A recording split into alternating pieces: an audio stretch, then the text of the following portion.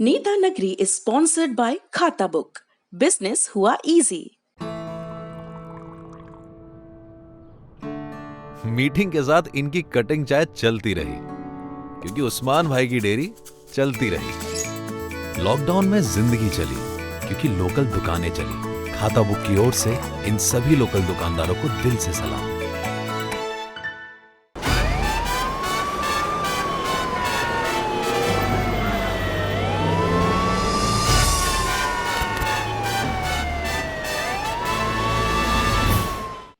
तो महाराष्ट्र वालों को ये लग रहा है कि रिया, सुशांत, कंगना, शिवसेना खबरों में है।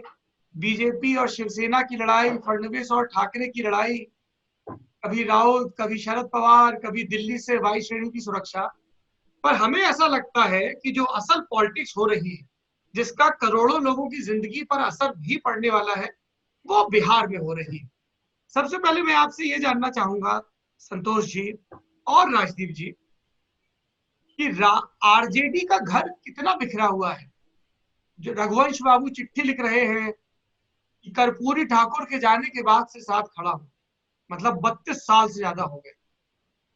और मुझे वो झगड़ा भी याद आया जो अनूप लाल यादव और मेरे ख्याल से दूसरे नेता गजेंद्र करके थे, कोई गजेंद्र, हिमांशु, विनायक मंडल और लालू यादव, तो कई गुट थे। और विधायक दल के लिए प्रतिस्पर्धा होती है और ये सब लोग जितने यंग टर्क्स हैं उस टाइम के, नीतीश, शिवानंद और रघुवंश बाबू, ये सब जुटते हैं लालू के पीछे और लालू नेता प्रतिपक्ष बनते हैं। उसके बाद लालू सांसद बनते हैं, फिर विधायक बनते हैं। तो वो सब होता है। वो छोड़ के गए, चिट्ठी लिखी, फिर एक चिट्ठी लालू प्रसाद ने लिखी कि ऐसे कैसे चले जाइएगा, स्वस्थ होकर लौटे। एक चिट्ठी तेज प्रताप लिख रहे हैं, पिताजी से मिल रहे हैं जेल में जाके, अस्पताल में, या बल्कि कहिए कि बंगले में डायरेक्टर के, कि हमें ये 4 सीटें चाहिए, एक अंगेश सिंह के लिए, एक फलाने जी के लिए, एक ढिकाने जी के लिए। तेजस्वी के यहाँ अलग चीजें हैं, जो इनकी पार्टी के आइडियोलॉग्स हैं वो सब अलग रिसाने फिर रहे हैं, जो इनके यूपीए के साझेदार हैं वो अलग रिसाए फिर रहे हैं। मांझी तो चले ही गए। तो चल क्या रहा है आरजेडी के घर में? उनकी तैयारी क्या है, उनका नारा क्या है? पिछले दिनों में पटना में था तो कुछ एक होर्डिंग्स मुझे दिखी, और रणनीति क्या है संतोष जी? देखिए, मैं सबसे पहले आपने रघुवंश बाबू की चर्चा की तो मैं शुरुआत रघुवंश बाबू से ही करना चाहता हूं। आप जानते हैं बहुत कद्दावर नेता हैं। आरजेडी के 2 नेताओं के बारे में हमेशा से कहा जाता था कि ये दोनों नहीं छोड़ेंगे, एक रघुवंश प्रसाद सिंह, दूसरे जगदानंद सिंह।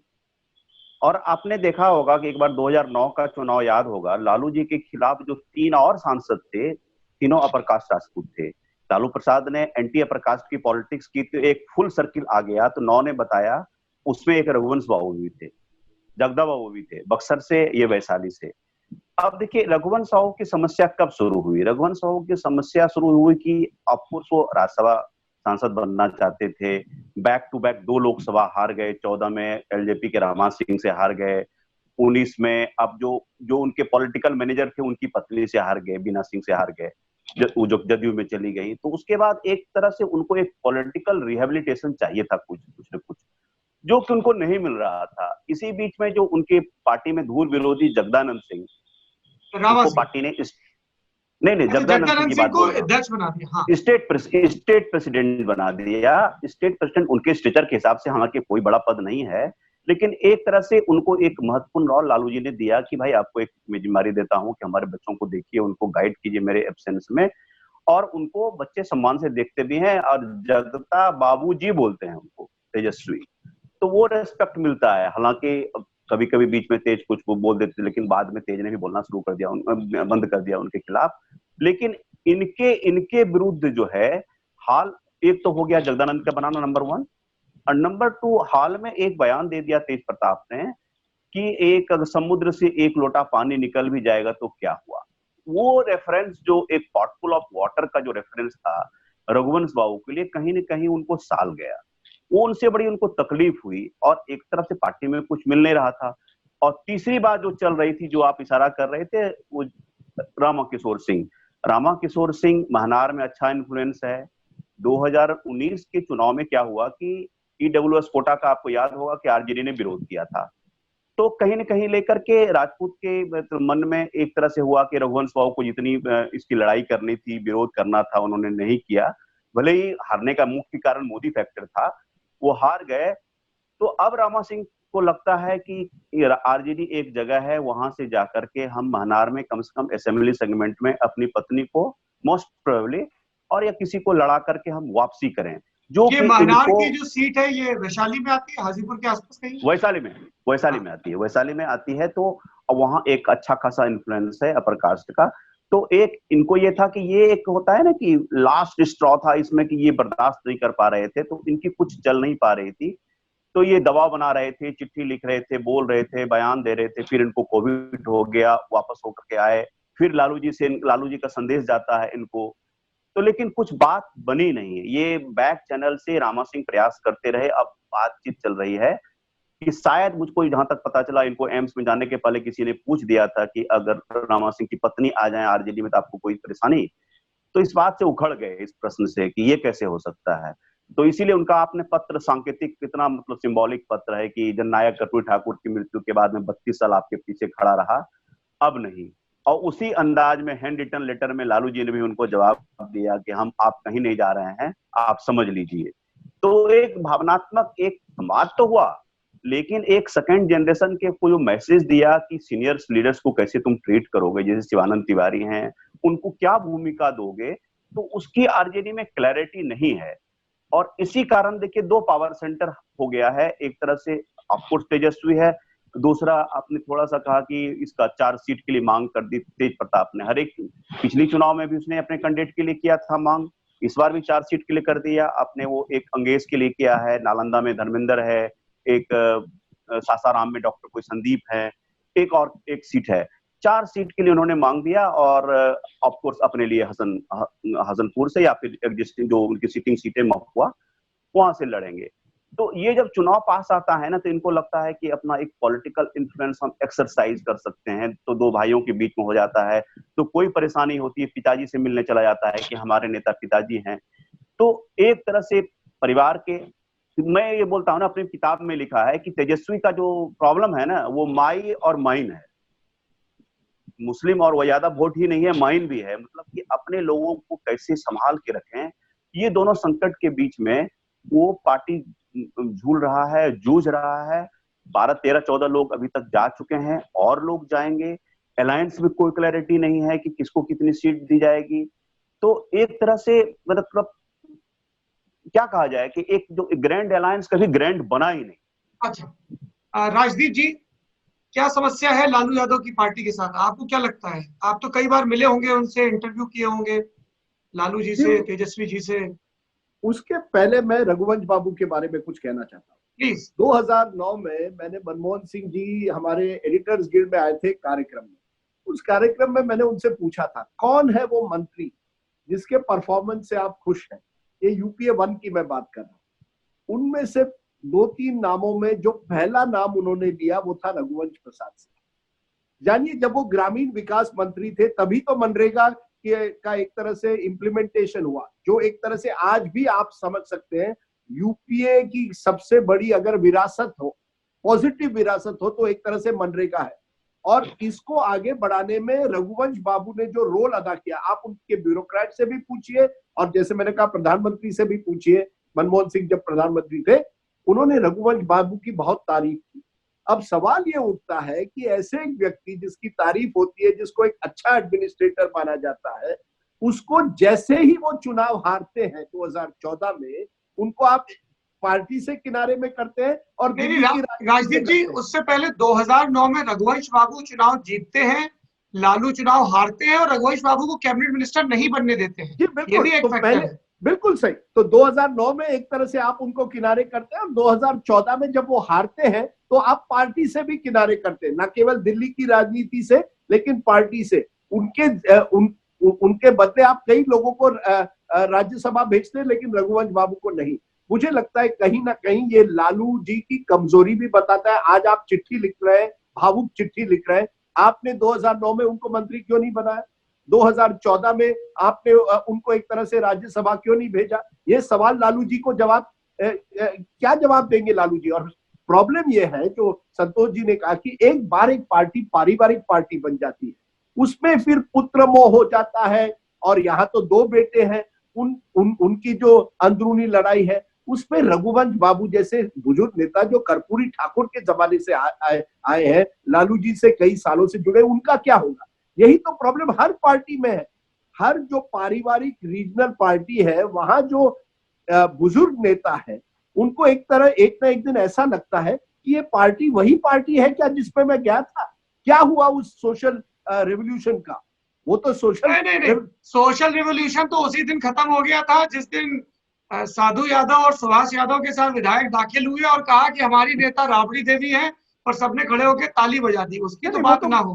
नहीं, वो तो सही है, लेकिन कम से कम नहीं, आपकी बात सही है, लेकिन कम से कम एक रिस्पेक्ट तो था रघुवंश बाबू को, एक रिस्पेक्ट तो दिया जाता था। वो रिस्पेक्ट भी अब अगर आप नहीं देंगे तो क्या आप चुनाव हार गए, रिस्पेक्ट भी नहीं मिला, ना आपको राज्यसभा भेजा गया। तो एक तरह से मुझे लगता है रघुवंश बाबू के डिक्लाइन में आप आरजेडी का डिक्लाइन देख रहे हैं। देखिए, इसमें ये जिस तरह से कमजोर हो गई है, एक तर्क ये भी तो दिया जा सकता है ना कि भाई आप कब तक ओल्ड गार्ड को ढोएंगे? आप फ्रेश लोगों को लेके आएंगे राज्यसभा में, लोकसभा में, विधान परिषद में। नहीं, आप अपनी बेटी को लाते हो वहां, आप प्रेमचंद गुप्ता को लाते हो वहां, आप अपने नहीं तो प्रेमचंद गुप्ता ओल्ड गार्ड है या न्यू गार्ड है, ये मुझे बताइए ना।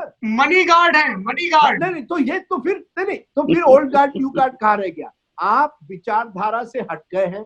आपने एक तरह से, जैसे मैंने कहा, अपने पार्टी को पारिवारिक पार्टी बनाया है। तो रघुवंश बाबू जैसे लोग जो जानते, आपकी बात सही है कि राबड़ी देवी को जब बनाया तब रघुवंश बाबू क्यों नहीं कुछ बोले। फिर भी जो भी है, एक ऐसे नेता को जो मैं उनकी बहुत कदर करता हूं, वाकई मुझे लगता है रघुवंश बाबू फिट नेता थे राज्यसभा आने के लिए, लेकिन आपने उनको नहीं बनाया। मुझे नहीं लगता लालू जी उनको चैलेंजर मानते थे, लेकिन लालू जी को लगा अगर रघुवंश बाबू राज्यसभा में शायद अच्छा परफॉर्मेंस करके आएंगे तो शायद उनकी एक नेशनल इमेज बनेगी। और ईर्ष्या नहीं, लेकिन कैसे कमजोर किसे किया जाए, ये मुझे लगता है ये लालू जी की वीकनेस है। पुत्र मोह, परिवार मोह किसी भी नेता की वीकनेस बन जाती है एक ना एक दिन। वही आरजेडी को हुआ है। वो तो खैर 23 साल पहले ही शुरू हो गया था, पर नहीं सर, 23 साल पहले और अब में फर्क क्या है? 23 साल पहले आप पार्टी नंबर 1 थे, अब आप पार्टी नंबर 1 नहीं है, अब आप विपक्ष की पार्टी। 2005 में ही नहीं रहे थे, तो फिर उसके साल हो गए उसको भी। तो ये तो समय होता है लोगों को जोड़ना ना। यही तो कांग्रेस में भी हो रहा है, कांग्रेस में भी यही दुविधा है आज। लालू प्रसाद यादव की पार्टी की चिंता तो ये होनी चाहिए कि जो 2010 का चुनाव टैली के लिहाज से सबसे खराब चुनाव था उनके लिए अब तक का, उसमें भी वो 18-19% वोट पा गए थे।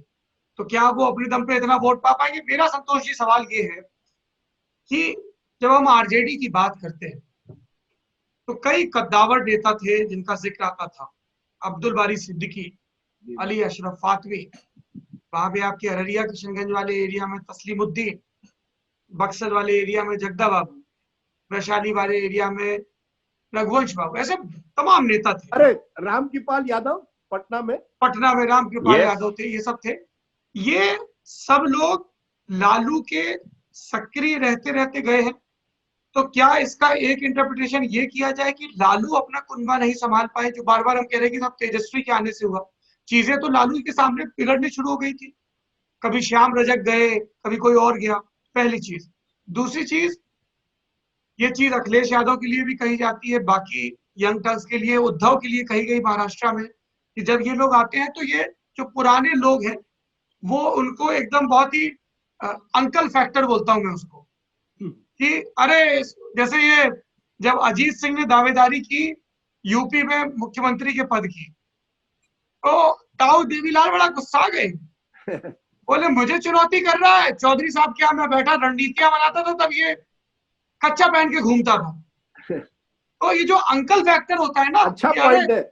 हाँ, अंकल फैक्टर अच्छा लगा। हाँ, ये तेजस्वी तो इसको हम स्कूल छोड़ने जाते थे, कहता था अंकल चॉकलेट लाए क्या, अब ये हमको बताएगा कि हम राज्यसभा तो क्या वो अंकल फैक्टर है या लालू के समय ही शराजा बिखरना शुरू हो गया था क्योंकि विटामिन पी यानी पावर नहीं था? क्या लगता है संतोष जी? देखिए, आपने राजदीप ने बहुत रामकृपाल यादव की चर्चा की है और आपके सवाल से सीधा ये जुड़ता है। आप देखिए कि 2014 के चुनाव के जस्ट पहले आपको याद होगा रामकृपाल यादव का वो रोता हुआ चेहरा प्रेस के सामने में, और वो उसके बाद मीसा भारती उनसे मिलने के लिए जाती हैं और वो इंतजार करती हैं कि मैं मना लूंगी। किस कारण से रामकृपाल यादव ने छोड़ा था?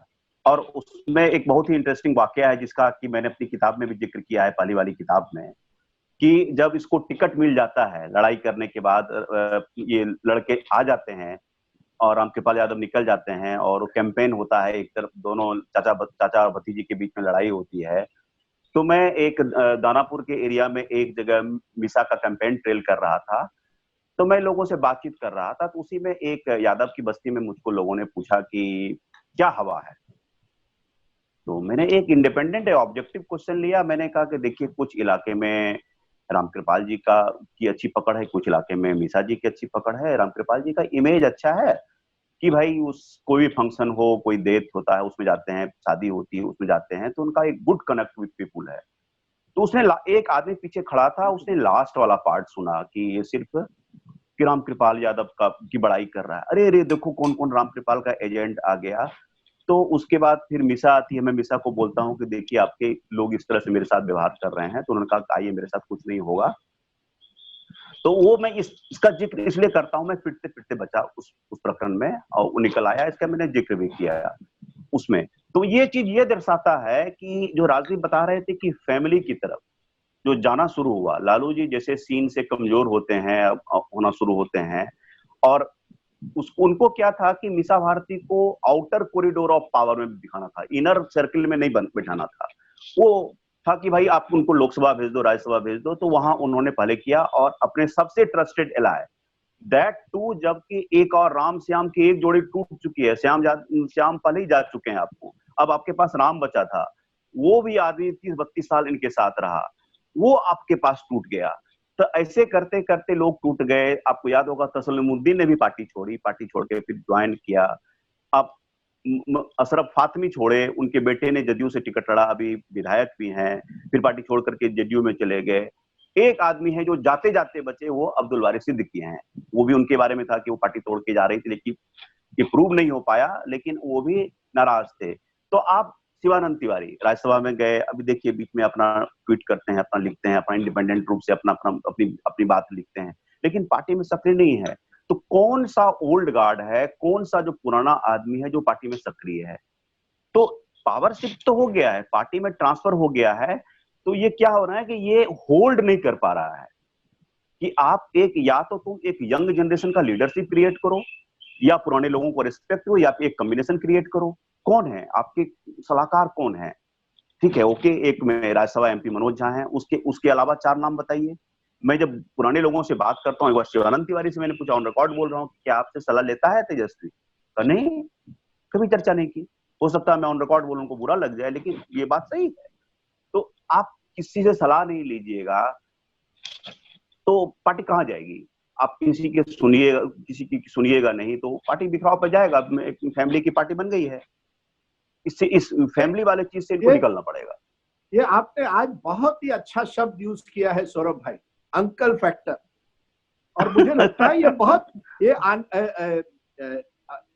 आते दिनों में ये बहुत बड़ा फैक्टर बनेगा, क्योंकि कई जो रीजनल पार्टीज है वो इसी तरह से चली है, और जब वो जो करता धरता उस पार्टी का सीन से गुजर जाता है, या कमजोर हो जाता है, या बिहार में जेल चला जाता है, तो फिर पार्टी का क्या होगा?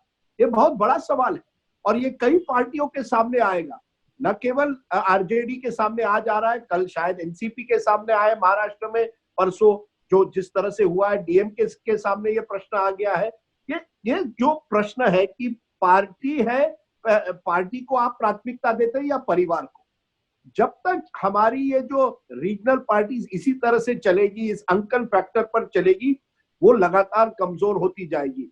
और ये या तो वो एक नया जनरेशन बिल्कुल खड़ा करे, या उनमें वो क्षमता हो कि एक नया जनरेशन खड़ा करे, या वो माने कि जैसे संतोष जी ने कहा, या आपने कहा यंग और ओल्ड का एक कॉम्बिनेशन बनाए। अगर वो कॉम्बिनेशन आप नहीं बना पाएंगे तो ये सब पार्टियां बिखर जाएगी, और यही बिखराव मुझे लगता है आज आरजेडी में नजर आ रहा है। चलिए अगले सवाल की तरफ बढ़ते हैं। चिराग पासवान एलजेपी के राष्ट्रीय अध्यक्ष, जमुई के सांसद, कभी नीम नहीं, कभी शहद शहद। मोदी जी के लिए शहद शहद, नीतीश जी के लिए नीम नीम। नीम नीम। क्या लगता है संतोष जी आपको, क्या वो तो साफ तौर पे कह चुके हैं, संसदीय बोर्ड से जो छन के खबरें आई वो भी यही कि हम नीतीश कुमार के बैनर तले चुनाव नहीं लड़ेंगे। आपको लगता है कि ये अलग होंगे, और अगर अलग होंगे तो किन दलों को साथ लेंगे? रामविलास पासवान का एक बहुत ही भावनात्मक ट्वीट है आज, जिसमें वो अस्पताल जाने के पहले कह रहे हैं कि मैं चिराग के हर एक निर्णय के साथ हूं। तो इसको you have to read it between the lines कि मैंने पूरी तरह से, मुझे भी उन्होंने इंटरव्यू में कहा था कि आपने बहुत कम उम्र में इस लड़के को नेशनल प्रेसिडेंट बना दिया। तो उन्होंने कहा मुझको कि देखिए बरगद वृक्ष के नीचे कुछ पनपता नहीं है, तो मैं इसको चाहता हूँ कि इंडिपेंडेंट निर्णय ले। इसीलिए मैंने जब ज्वाइन किया तो पार्लियामेंट्री बोर्ड का चेयरमैन बनाया था, अब बाद में इसको पावर ट्रांसफर करके नेशनल प्रेसिडेंट बना दिया पार्टी का, ताकि वो खुद सीखे। तो एक तरह से रामविलास पासवान ने डेलीगेट कर दिया है। तो मेरी इसमें देखिए एक दो थ्योरी है, आप जब आए थे तो आपसे भी डिस्कशन हुआ था। अब देखिए अब कुछ रियलिटी भी है। मुझको सबसे आश्चर्य ये लगता है कि बीजेपी चुप क्यों है। बीजेपी इसलिए चुप है कि चिराग की पोस्चरिंग जो है उनको सूट करता है। वो जो बार्गेनिंग जो होगी ना सीट के बीच में, वो जो बीजेपी चाह रही है जदयू के साथ इक्वल पार्टनर के रूप में लड़े, अब जदयू चाह रहा है कि नहीं हम सीनियर पार्टनर के रूप में लड़े, तो इसमें चिराग मदद कर रहा है। बीजेपी का साफ कहना है तुम पोस्चरिंग करोगे तब तो तुम्हारे लिए जगह बनेगी, तब ना 105 और 33 का फार्मूला हो सकता है। या इवन की जब राजद के साथ 2015 में थे तब तो 101 41 का फार्मूला था कांग्रेस के साथ, व्हाई नॉट दैट फार्मूला। उसी तरह की स्थिति है हमारे साथ। तो एक तो ये बात हो गई कि जो कि मुझको रियलिटी के करीब लग रही है, और बीजेपी के अंदर से बातचीत हो चुकी है, ऊपर से कुछ ये लोग बोलना नहीं चाहे, इनको कहा गया प्रवक्ताओं को तुम लोग मत बोलो, हम लोग टॉप से देख रहे हैं। उस दिन भी बात चली कि किसी टॉप नेता का रामविलास जी को या चिराग को फोन गया, उसके बाद उस दिन निर्णय अपना टाला। नहीं, निर्णय टालना नहीं था। अब ये मुझको समझ में नहीं आता है कि चिराग पासवान को अधिकृत कर दिया। यार सिंगल पार्टी है, ऑब्वियसली अंडरस्टूड है कि वो वही फैसला लेगा। अब उस दिन आपको फैसला ही लेना था, उस दिन लेते नहीं, वो पोस्टरिंग करके होल्ड पर डाला। अब जेडीयू का रिएक्शन देख रहा है। जेडीयू ने भी कैसे त्याग नहीं क्लियर कर दिया कि हमारा आपके साथ कभी अलायंस था ही नहीं, न 2005 में था, न 98 में था, कभी नहीं था आपके साथ डायरेक्ट अलायंस। हमारा अलायंस बीजेपी के साथ रहा है। तो ये अभी पोस्टरिंग और काउंटर पोस्टरिंग का टाइम है। दूसरी थ्योरी ये है कि चिराग को लगता है कि ये ओल्डर जनरेशन का लास्ट इलेक्शन है। हम 2 सीट जीतते हैं, 3 सीट जीतते हैं, तो let me take a chance. हम चांस लेते हैं, ये इन्वेस्ट करते हैं अगली बार के लिए। हमारा कम से कम 140 सीट 143 सीट पर लड़ेंगे, हमारा संगठन जीवित हो जाएगा। उसके बाद हम अपना ग्राउंड प्रिपेयर कर सकते हैं। फिर जो पावर ट्रांसफर की बात है कि ओबीसी टू दलित, जो कि बिहार में यूपी की तरह नहीं हुआ है। जैसे मायावती जो पहली बार लड़ी थी तो जमानत जब्त हो गया था, तो उन्होंने कहा था कि ये मत देखो कि जमानत जब्त हुआ है, ये मत देखो हमारे कितने लोग बने हैं, हमको एक पता चल गया कि हमको कहाँ वर्क करना है। तो ये चिराग इस एक्सपेरिमेंट के साथ कर सकता है। But my question is will he dare, क्या will he come out of the comfort zone, ये मुझको लग रहा है, डर है। और तीसरा जो थ्योरी चल रहा है कि ग्रैंड अलायंस को लग रहा है कि अगर 3 वे फाइट हो गया तो गेम इज ओपन एंडेड। फिर जो राजदीप को लास्ट बार में जो कह रहे थे कि सबसे बड़ी पार्टी कौन बनेगी, तो वो बड़ा ओपन एंडेड हो जाएगा तीनों पार्टनर के बीच में। अब वो तब जबकि बीजेपी और JDU equal number of seats लड़े और RJD good number of seats पर लड़े। जी राजदीप कुछ कहना चाह रहे हैं? नहीं, संतोष जी ने 3 बड़े अच्छे थियरीज लगाए हैं, जिसमें मुझे लगता है नंबर 1 थियरी सबसे ज्यादा है। नंबर 1 देखिए, आज की तारीख में संतोष जी, सौरभ जी, भाजपा की राजनीति इसी तरह से रही है। कहीं महाराष्ट्र में वो चूक गए, जिस तरह से उन्होंने शिवसेना को ज्यादा सीटें दी, उसमें वो पोस्ट पोल अलायंस में शरद पवार ने और उद्धव ठाकरे ने उनको एक तरह से पीछे किया। अब वो दोबारा गलती नहीं करना चाहते। मुझे लगता है वो चिराग के जरिए नीतीश कुमार पर दबाव डाल रहे हैं। इसका मतलब नहीं है कि दूसरे थियरी और तीसरे थियरी में कोई दम नहीं है, उनका भी एक तरह से चिराग भी उसका फायदा उठाना चाहते हैं, मौके पर चौका लगाना चाहते हैं। लेकिन असली थियरी ये है, मुझे लगता है कि नीतीश कुमार को कितने कमजोर किया जाए। बीजेपी चाहती है, देखिए नरेंद्र मोदी भूले नहीं है, बड़ी लंबी मेमोरी होती है उनकी, वो भूले नहीं है। नीतीश कुमार को एक ना एक दिन उनको कमजोर करना ही था, वो धीरे धीरे कर रहे हैं। ये और एक मौका है उनको। जो तनातनी एक जमाने में हुई थी, दुश्मनी कहिए उसको, मोदी जी उसे भूले नहीं है। आज अगर वो चिराग पासवान का इस्तेमाल कर रहा है तो शायद इसी वजह से कि मैं नीतीश कुमार को कैसे कमजोर करूं। तो मेरी भी एक नंबर थ्योरी 1 है में, राजदीप जी, अच्छा बताइए थ्योरी। सुन लीजिए। बिहार में हमेशा थ्योरी बहुत होते हैं। मेरी थ्योरी ये है कि, और इसमें कुछ सूत्रों के द्वारा मिली खबरों का भी रोल है, और सूत्रों का नाम नहीं बताया जाता। नहीं, आजकल आप बिहार बहुत घूमते हैं इसलिए तो आरजेडी के कलर में आ जा पाए हैं। ये लीजिए, इल्जाम लग गया है सौरभ जी। चलिए बताइए। राजदीप जी, फिर आप कहेंगे कि मैं आपकी उम्र पे जा रहा हूं, लेकिन उम्र का रंगों की पहचान से कोई बहुत नाता हो ये जरूरी नहीं है। अच्छा चलिए, ये आरजेडी का हरा नहीं है। अच्छा चलिए ठीक है। तो मेरी थ्योरी ये है कि भाजपा भी अभी बहुत क्लियर नहीं है। मतलब वो सेंसेक्स खुलता है ना, स्टॉक मार्केट खुला तो ये गिरेगा चढ़ेगा, लगाएं कि ना लगाएं, क्योंकि भाजपा में एक खेमा है जो चाह रहा है, जिसको हम लोग बोलते हैं कंट्रोल्ड डैमेज। तो कंट्रोल डैमेज क्या है कि चिराग बाहर जाए, नीतीश का हम पे दबाव आएगा, रामविलास जी नैतिकता के आधार पर इस्तीफा दे देंगे मंत्री पद से, चिराग चुनाव लड़ेंगे, चिराग उन सीटों पर प्रचंडता के साथ चुनाव लड़ेंगे जहां जेडीयू मैदान में है या मांझी की पार्टी मैदान में है। चिराग इस चुनाव लड़ने के क्रम में अपने साथ पप्पू यादव को लेकर आ सकते हैं, मुकेश सहनी को लेकर आ सकते हैं। बात ओवैसी की भी चल रही है, पर मुझे लगता है कि वो पॉलिटिकली प्रूडेंट नहीं होगा ओवैसी के साथ जाना, क्योंकि जैसे आप ओवैसी के साथ जाते हैं एक काउंटर पोलराइजेशन शुरू हो जाता है। और चिराग जो प्लैंक बनाने की कोशिश कर रहे हैं वो है कि पासवान प्लस दलित वोट और सवर्ण वोट, जो एलजेपी ने 2005 में फरवरी में जो प्रयोग किया भी था कि हम 100 सीटों पे सवर्ण लड़ाएं, भूमिहार ब्राह्मण राजपूत लड़ाएं, कास्ट लड़ाएं और बाकी पे पासवान, तो इन दो को साथ लें। उनकी थ्योरी ये है कि ओवैसी साथ आए ना आए, यदि हम जेडीयू को हराते दिखेंगे तो मुस्लिम जो सीए एनआरसी और दूसरे मुद्दों से नाराज बैठा है, नीतीश से भी, तो वो हमारे पाले में आएगा।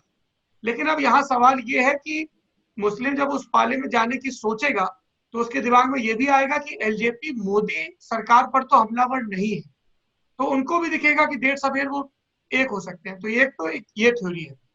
दूसरी थ्योरी है, पिछले दिनों मेरी पटना में सुशील मोदी जी से मुलाकात हुई तो उन्होंने बड़े आश्वस्ति के भाव में कहा कि अरे ये सब होता है, चलता है, आखिरी में सब बैठेंगे, सब बढ़ जाएगा, ठीक हो जाएगा। और वो उन्होंने तो कहा, तो उसको आप ऑन रिकॉर्ड मान लीजिए कि सब ठीक हो जाएगा। पर उसमें एक ये भी भाव था कि देखिए 2019 की सीट शेयरिंग को लेकर भी बड़ी बात चल रही थी कि जेडीयू के तो 2 हैं, बीजेपी कितने छोड़ेगी, एलजेपी बिल्कुल अड़ी हुई थी चिराग आखिरी तक। उसकी ऐसे भी व्याख्या की गई कि चूंकि चिराग उस टाइम अड़ गए थे और तब मोदी जी को था कि 19 का किला बचाना है 19 में, तो तब वो हामी भर ली। उन्होंने देख लिया आप टफ पोस्चरिंग कर रहे हो, कर लो, लेकिन मंत्री नहीं बनाया। जबकि रामविलास जी की सूत्र कहते हैं कि इच्छा थी कि भाई अब मेरा हो गया, अब आप चिराग को मंत्री बनाओ, चिराग सीखे। तो चिराग अभी जाते हैं राष्ट्रीय अध्यक्ष के तौर पर पटना, अब कैबिनेट मंत्री के तौर पर पटना जाएंगे तो जलवा अलग होगा।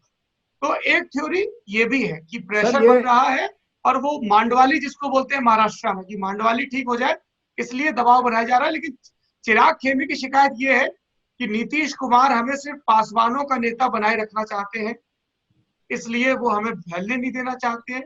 हम कोई जायज सवाल पूछते हैं तो नहीं, एनडीए की मीटिंग में बुलावा नहीं, पशुपति पारस सांसद बन गए उसके बाद से मंत्रिपरिषद में कोई रिप्रेजेंटेशन नहीं, एमएलसी में पूछ नहीं, कोऑर्डिनेशन नहीं। और उनका इल्जाम कि ये जो एजेंडा चला रहे 7 निश्चय, वो तो यूपीए का 2015 का एजेंडा है, एनडीए का एजेंडा क्या है? सर देखिए, आपकी जितने भी थ्योरीज हो ना, एक बात साफ है कि भाजपा और चिराग पासवान या भाजपा और लोजपा में एक बात आप जान लीजिए, दोनों नीतीश कुमार को कमजोर करना चाहते हैं। वहां उनका एजेंडा मिल जाता है। फिर वो अगर चिराग पासवान बाहर जाए और उसमें 3 वे फाइट हो, 3 पार्टियों की लड़ाई हो, या पार्टी में या अलायंस में बैठकर वो नीतीश को कमजोर करे, जो भी हो, आप जानिए सिंगल पॉइंट एजेंडा मुझे लगता है बीजेपी का है कि सरकार हमारी बने लेकिन नीतीश जी मुख्यमंत्री ना हो, या अगर मुख्यमंत्री भी हो इतने कमजोर हो जाए कि इवेंचुअली बीजेपी टेक ओवर करे। देखिए बीजेपी बिहार की इस बार मुख्यमंत्री, मुझे लगता है बीजेपी चाहती है, जो भी अमित शाह भले ही कहे, कि इस बार अगर 5 साल की हमारी सरकार चले तो 5 साल तो नीतीश कुमार मुख्यमंत्री नहीं रहेंगे। ये बीजेपी का एजेंडा है। नित्यानंद राय एकदम मुख्यमंत्री हो जाए, जो भी हो। एकदम एकदम एकदम एकदम मैं एग्री करता हूँ राजदीप जो बोल रहे हैं ना उनकी, और ये सारी थ्योरी जो है ना पोस्ट पोल में जाएगी। बिल्कुल। हाँ ये सेटल नहीं किया है अभी, अब सरकार अच्छा, बनने एक के चीज बाद भी बताइए। सेटल नहीं करे। नहीं, एक लेकिन चीज- पोस्ट पोल में एक डर है, पोस्ट पोल में एक डर है जो महाराष्ट्र में हुआ। ये जो यस गणित, हाँ कभी कभी गणित आपके गलत हो जाते हैं, क्योंकि देवेंद्र फडणवीस ने ज्यादा सीटें दी शिवसेना को, जो बीजेपी की सेंट्रल लीडरशिप नहीं देना चाहती थी, उसमें उनकी जो रणनीति है वो गलत हुई। तो इस जो मास्टर प्लान में एक ही कमजोरी है कि अगर आप त्रिशंकु विधानसभा चाहते हैं तो अगर नंबर आपके खिलाफ हो जाए तो कौन जाने कल क्या हो, अगर आरजेडी और जेडीयू के नंबर हो जाए तो एकदम, इसलिए मुझे हाँ। लगता है बीजेपी बड़ी सावधानी से काम करेगी इस बार, और एक ही मकसद है, नीतीश को कमजोर किया जाए और सरकार हमारी बने। नहीं, ऐसा भी हो सकता है क्या कि दोनों लोग 100-100 पे चुनाव लड़े, और चूंकि बूथ के लेवल पे तो बीजेपी ज्यादा मजबूत है, तो बीजेपी ये इंश्योर करे कि जेडीयू उन्हीं 100 में उसका स्ट्राइक रेट पुअर रहे, बीजेपी का बेहतर रहे, और अगर ये 70-80 के अल्ले पल्ले आते हैं और 20 पे एलजेपी जाता है, या 90 के अल्ले पल्ले आते हैं 20 अरे पे बॉस, एलजेपी जाता है। बट महाराष्ट्र में यही हुआ सौरभ। अरे महाराष्ट्र में राजदीप जी, बीजेपी की महाराष्ट्र में स्ट्राइक शरद रेट- पवार थे, यहाँ पर शरद पवार कौन है विपक्षी खेमे का? लालू प्रसाद। लालू प्रसाद तो जेल में है। अरे पर लालू प्रसाद अपनी पोस्ट पोल राजनीति में कुछ भी हो सकता है। अरे पोस्ट पोल के पहले आपको प्री पोल में अपना नंबर ठीक ठाक रखना होगा ना।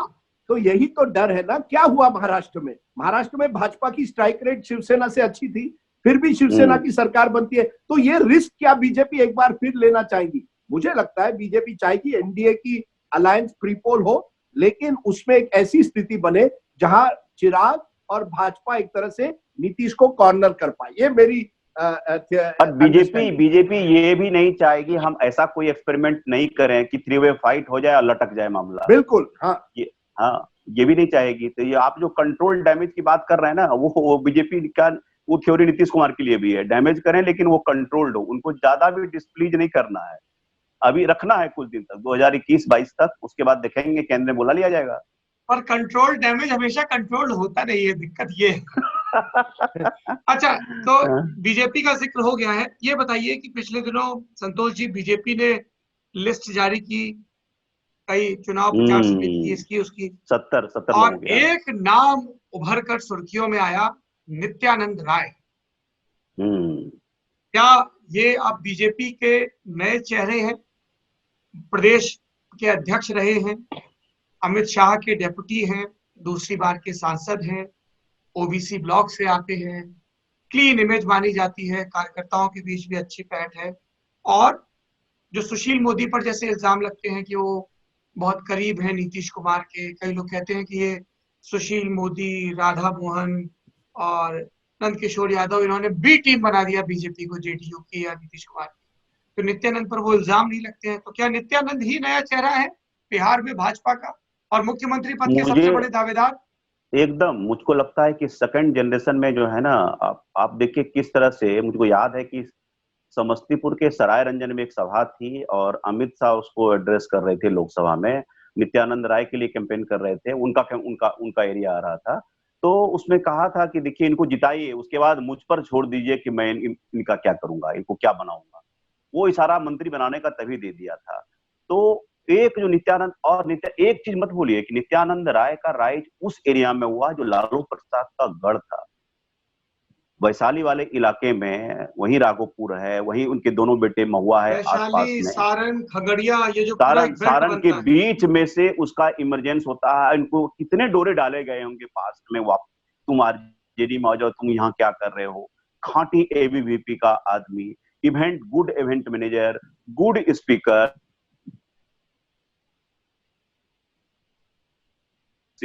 उस सारे एलिमेंट है, और जब सेलेक्टिवली अटैकिंग नीतीश कुमार, और गुड ऑर्गेनाइजेशन मैन, और सेकंड जनरेशन में मतलब उनका नाम मुझको आपने सारे एलिमेंट बता ही दिए कि एक तरह। और एक बात और मत भूलिए कि एक यादव का जो एक छवि है ना, उनको बना देने के बाद जो बचा खुचा जो सेंधमारी बचा हुआ है और ओबीसी वोट में, तो उसको रिप्रेजेंट करेगा कि yes he is also that Yadav face. तो ऑफ कोर्स मैंने एक जी।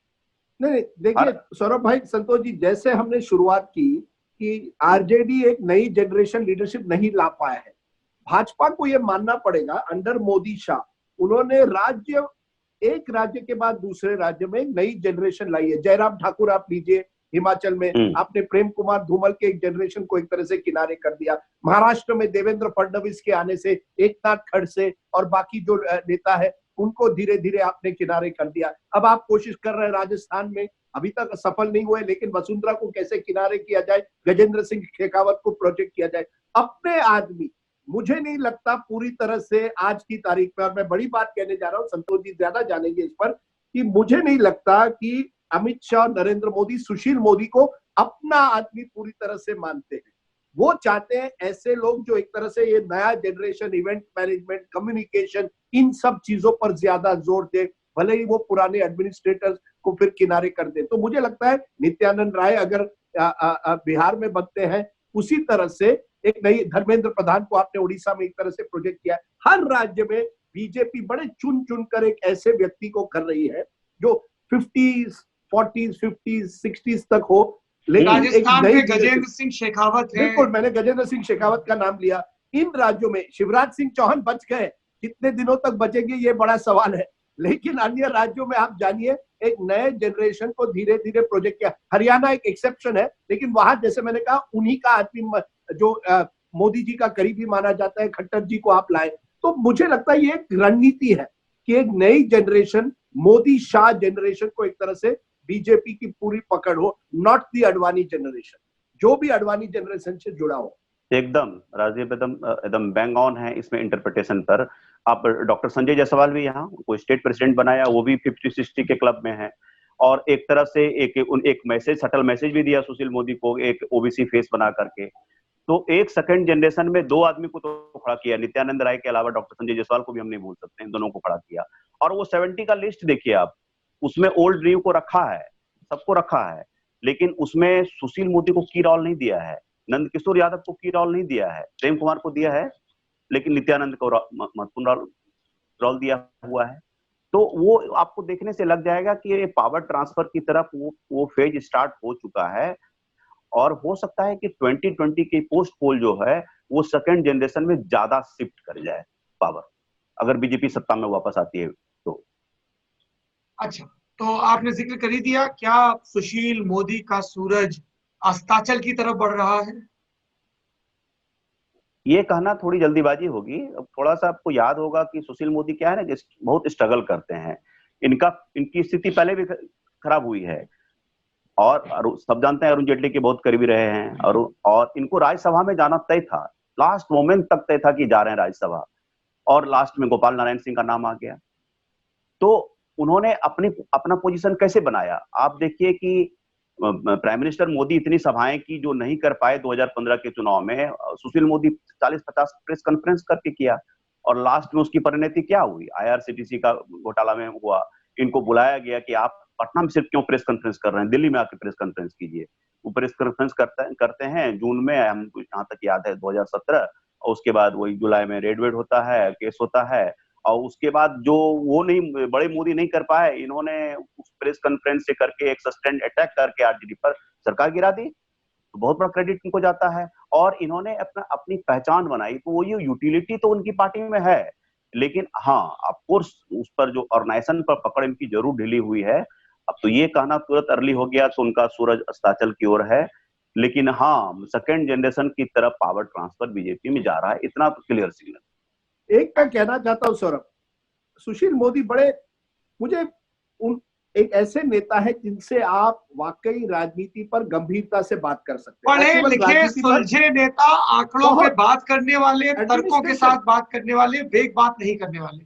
देखिए आज अगर आप जीएसटी पर बात करना चाहे, सीरियसली बात करना चाहे, तो वो उन नेताओं, चंद नेताओं में, हालांकि फाइनेंस मिनिस्टर चंद नेताओं में जिनसे आप सीरियसली जीएसटी जैसे मुद्दे पर बात कर सकते हैं, और बहुत कम ऐसे नेता है। तो मुझे लगता है बीजेपी को यूटिलिटी उनकी अभी भी है, लेकिन क्या उनको केंद्र में है, कम से कम क्या उनको फेस बनाएंगे, इस पर सवाल है। शायद उनको मंत्री पद केंद्र पर कल मिले, राज्यसभा ले आए चुनाव के बाद, ये तो बात की बात है, लेकिन बीजेपी को ऐसी नेताओं की जरूरत है, बहुत कम है।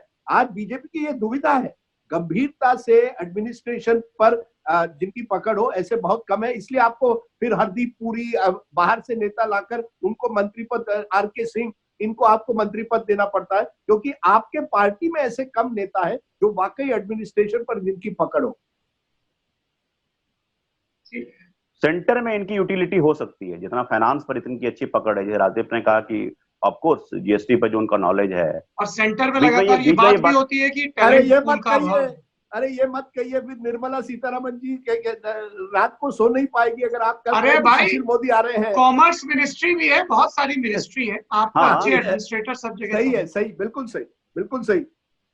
और हम ये सत्य भूल जाते हैं कि सियासत का एक ही सत्य है कि जिसकी संभावनाएं खत्म करनी है, उसकी संभावनाओं के बारे में सार्वजनिक रूप से चर्चा करने लगो। अरे बाप रे, बिल्कुल सही, बिल्कुल सही कहा आपने। आज फॉर्म में है बड़े सौरभ जी, फॉर्म में है। चलिए, बहुत बहुत शुक्रिया संतोष जी और राजदीप जी। अमूमन ये चीज हम आखिरी में डिस्कस करते हैं, लेकिन मैं अभी बता देता हूँ, जो मैं फुर्सत की सलाह में कहता हूँ कि क्या पढ़ रहे हैं। तो मैं इन दिनों संतोष सिंह जी की ब्लूम्सबरी से किताब छपी है, बिहार रूल्ड मिसरूल्ड।